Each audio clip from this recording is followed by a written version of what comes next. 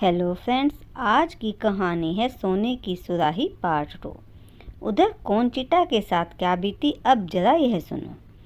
कौन चिट्टा पानी भरकर घर लौटने की जल्दी में थी और उसने अपने घड़े भर दिए थे, लेकिन जैसे ही वह घड़े उठाकर चलने को हुई कि तभी उसे कहीं दूर से बहुत से घुड़सवारों के टापों की आवाज़ सुनाई दी।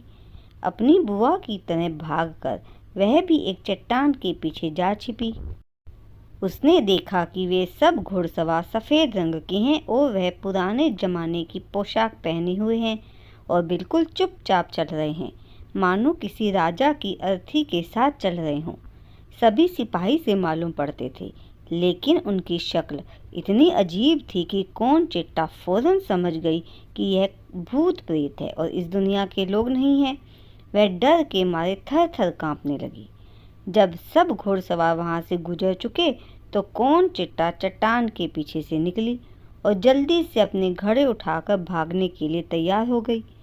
भूत प्रेतों के इस स्थान पर अब वह जरा भी नहीं ठहरना चाहती थी, लेकिन जैसे ही वे अपने घड़े झरने के पास से उठा रही थी, झरने के दूसरी ओर एक स्त्री प्रकट हुई। उसके कपड़े सफ़ेद रेशम के बने हुए थे और चांद की रोशनी में इस तरह चमक रहे थे मानो उस पर चांदी से किसी ने कढ़ाई बुनाई कर रखी हो। उसके लंबे लंबे काले बाल कंधों पर से लटककर घुटनों के नीचे तक जा रहे थे। वह सुंदर तो थी, लेकिन पीली पड़ी हुई थी। वह चुपचाप खड़ी हुई कौन चिट्टा की ओर देख रही थी। कौन चिट्टा के डर के मारे प्राण निकले जा रहे थे। अंत में कौन चिट्टा ने साहस करके पूछा, आप मुझसे कुछ कहना चाहती हैं क्या? हाँ, उस स्त्री ने धीमी और मीठी आवाज़ में उत्तर दिया। अगर तुम चाहो तो मेरा एक बड़ा काम कर सकती हो, क्योंकि उस काम को करने के लिए तुम्हारे जैसी ही किसी निर्दोष और सुंदर लड़की की ज़रूरत है। मैं कई साल से तुम्हारे जैसी ही लड़की की तलाश में हर साल इस दिन इस झरने के पास आया करती हूँ, लेकिन तुम जैसी कोई लड़की मुझे आज तक नहीं मिली। तुम पहली लड़की हो जो आज मुझे मिली हो। कौन चिट्टा कार्लो और उसके साथ नाचने की बात सोचने लगी, लेकिन उस स्त्री की आवाज़ में इतनी मिठास और करुणा थी कि कौन चिट्टा उसे मना नहीं कर सकी। उसने धीरे से कहा, मैं आपकी मदद करूंगी, तो आओ मेरे साथ, वह बोली। कौन चिट्टा अपने घड़े वहीं झरने के पास छोड़कर उस स्त्री के पीछे पीछे चल दी। दोनों चुपचाप बहुत देर तक चलती रही। अंत में वे एक पहाड़ी गुफा के द्वार पर आई, जिसका मुंह एक काले पत्थर से बंद था।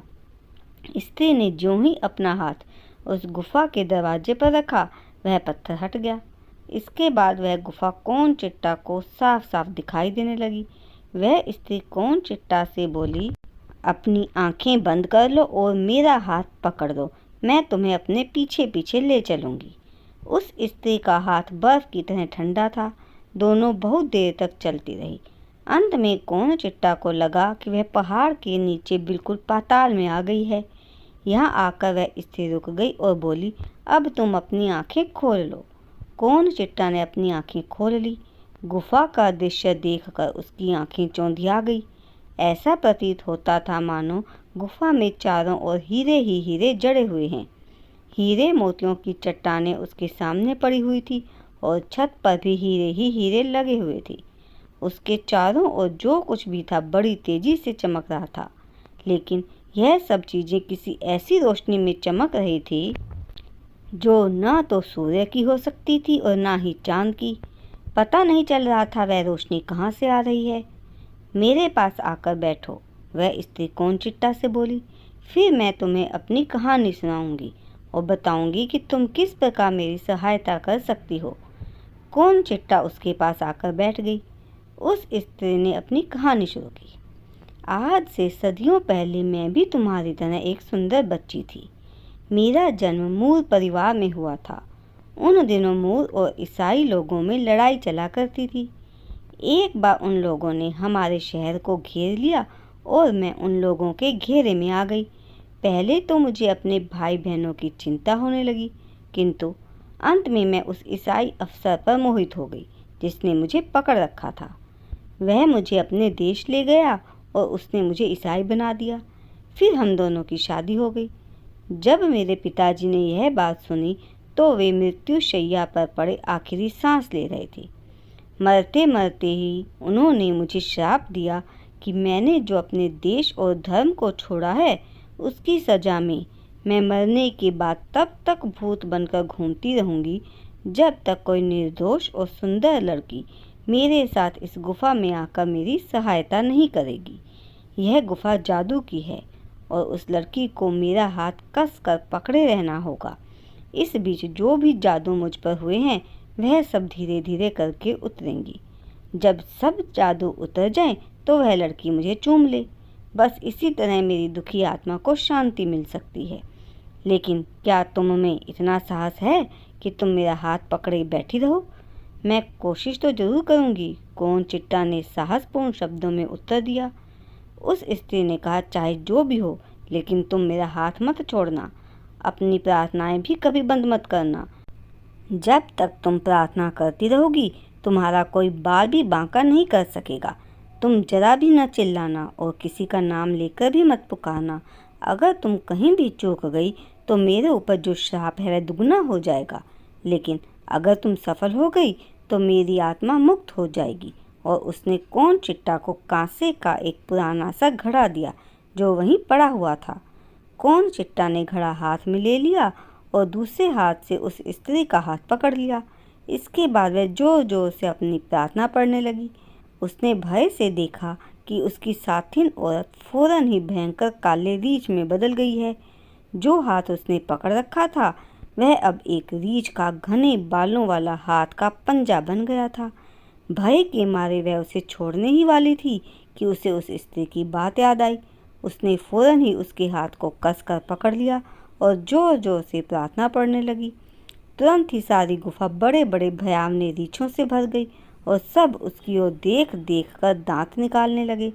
लेकिन उसने भी अपनी साथिन का हाथ कसकर पकड़े रखा और बराबर प्रार्थना पढ़ती रही। थोड़ी ही देर में गुफा में चारों तरफ अंधेरा फैल गया और उसे समुद्र की लहरों जैसी आवाज़ सुनाई दी। इन लहरों की दहाड़ के साथ ही उसे कुछ घुड़ सवारों की आवाज़ आई जो गुफा के ऊपर से ही गुजर रहे थे। फिर सब शांत हो गया। थोड़ी ही देर बाद अचानक उसके कानों में कारलों की आवाज़ सुनाई दी। कौन चिट्टा तुम कहाँ हो? मेरी प्यारी कौन चिट्टा तुम कहाँ हो? उसने रीछ का हाथ पकड़े ही पकड़े कारलों की बात का जवाब देना चाहा, लेकिन तभी उसे ध्यान आया कि वह कहाँ है और उसे ऐसा नहीं करना चाहिए। कारलों की आवाज़ अब भी बराबर उसके कानों में आ रही थी। कौन चिट्टा। उसने उन आवाज़ों की परवाह न करके जोर जोर से अपनी प्रार्थना पढ़नी शुरू कर दी। धीरे धीरे वह आवाज़ भी आनी बंद हो गई। अंत में गुफा में फिर रोशनी आनी शुरू हो गई और हीरे चमकने लगे। उसके हाथ में जो पंजा था वह धीरे धीरे और भी ठंडा होने लगा और उसकी शक्ल भी बदलने लगी। उसने डर के मारे अपनी आंखें बंद कर ली और सोचने लगी कि उसके हाथ में जो हाथ है उसका अब क्या होगा। थोड़ी देर बाद उसे फुफकारने की आवाज़ सुनाई दी और उसने डरते डरते आंख खोली और देखा कि उसकी साथी स्त्री अब एक बहुत लंबे और मोटे सांप में बदल गई थी। तुरंत ही उसके चारों ओर गुफा में सांप ही सांप दिखाई देने लगे जो उसे डसने की कोशिश करने लगे। लेकिन कौन चिट्टा ने भी अपने हाथ वाले सांप को पकड़े ही रखा और जोर जोर से अपनी प्रार्थना पढ़ती रही। थोड़ी देर में सब सांप गायब हो गए। जहाँ वह खड़ी थी वहाँ आग की ऊंची ऊंची लपटें उठने लगी। उसने अपने आप को लाल लाल लपटों के बीच पाया। उसके हाथ का सांप अब एक जलती और दहकती हुई लाल सलाख में बदल गया। वह डर कर उसे छोड़ने ही वाली थी कि उसे फिर अपनी दुखिया साथिन का ध्यान आया। वह उसको पकड़े खड़ी रही और अपनी प्रार्थनाएं दोहराती रही। अब उसने देखा कि वह स्त्री फिर से प्रकट हो रही है। उसने जो जलती हुई सलाख पकड़ रखी है वह फिर कोमल सफ़ेद हाथ में बदल गई और थोड़ी थोड़ी आग उसके चारों ओर जल रही है। अच्छा, अब मुझे चूम लो, उस स्त्री ने धीरे से कहा। कौन चिट्टा ने डरते डरते आग की लपटों पर झुककर उसे चूम लिया। फौरन ही आग गायब हो गई और चारों ओर ठंडक फैल गई और सब शांत हो गया। कौन चिट्टा का जो हाथ उस स्त्री के हाथ को पकड़े हुए था वह अब खाली था। लेकिन अंधेरे में भी कौन चिट्टा को किसी की लंबी और संतोषपूर्ण सांस सुनाई दी और उसे बड़े जोर की नींद आ गई। जब वह सोकर उठी तो उसने अपने को झरने के पास पाया। पास ही उसके घड़े भरे हुए रखे थे। पहले तो उसने सोचा कि यह सब सपना रहा होगा, लेकिन उसने देखा कि अब भी उसके हाथ में वह घड़ा है जो उस स्त्री ने उसे दिया था। उसे विश्वास हो गया कि रात वाली बात सपना नहीं बल्कि सच थी। लेकिन वह घड़ा अब सोने का लग रहा था। पो फटने लगी थी और चारों ओर चिड़िया चहचहाने लगी थी। कौन चिट्टा का मन प्रसन्न था। उसने घड़ा उठाया और घर की ओर चल दी। वह थोड़ी ही दूर गई होगी कि उसने कार्लो को अपनी ओर आते देखा। कार्लो के चेहरे पर चिंता छाई हुई थी। वह बड़ा उतावला सा लग रहा था। कार्लो उसे देखकर खुशी से पागल हो गया और उससे बार बार रात का हाल चाल पूछने लगा। कौन चिट्टा ने उसे रात वाली कहानी कह सुनाई और साथ में वह घड़ा भी उसे दिखा दिया जो उस स्त्री ने कौन चिट्टा को दिया था। कार्लो ने उसे हाथ में ले लिया और उसमें से हाथ डालकर कुछ निकालना चाहा, लेकिन जो भी उसके हाथ में आता वह कंकड़ पत्थर बन जाता। कौन चिट्टा ने घड़ा उसके हाथ से ले लिया और अपना हाथ डालकर उसमें से कुछ निकाला। जो भी उसके हाथ में आता वही सोने का बन जाता। अरे वाह, कार्लो बोला, मेरे हाथ इतने कमबख्त हैं। अब वो दोनों घर पहुँचे तो जुआना बैठी अपनी भतीजी के शोक में आंसू बहा रही थी। रात भर वह सोचती रही कि उसे कौन चिट्टा के साथ इतनी सख्ती नहीं बरतनी चाहिए। वह निश्चय कर चुकी थी कि अब कभी भी उससे नाराज नहीं होगी, लेकिन आदतें इतनी जल्दी नहीं बदल जाती। थोड़े दिनों में ही जुआना फिर उससे उसी तरह नाराज होने लगी और उस पर भारी भारी काम डालने लगी। झरने पर तो उसे अगले दिन से ही भेजने लगी। कौन चिट्टा के पिता जब व्यापार से लौट आए तो उन्होंने कौन चिट्टा की सगाई कार्लो से कर दी। उस घड़े में जो रुपया था उससे उन्होंने अपने गांव के पास ही एक सुंदर सा खेत खरीदा और वहीं घर बनाकर रहने लगे। कौन चिट्टा के पिता जब भी घर रहा करते तो उनके खेत पर जरूर जाते। कौन चिट्टा और कार्लो हर प्रकार से सुखी रहने लगे। उनकी गायों के नीचे सबसे ज़्यादा दूध रहता था। उनकी मुर्गी साल भर में 12 महीने अंडे देती थी और उनके खेत में पेड़ों पर खूब शहद उतरा करता था। इस प्रकार दोनों सुख से अपना जीवन निर्वाह करते रहे।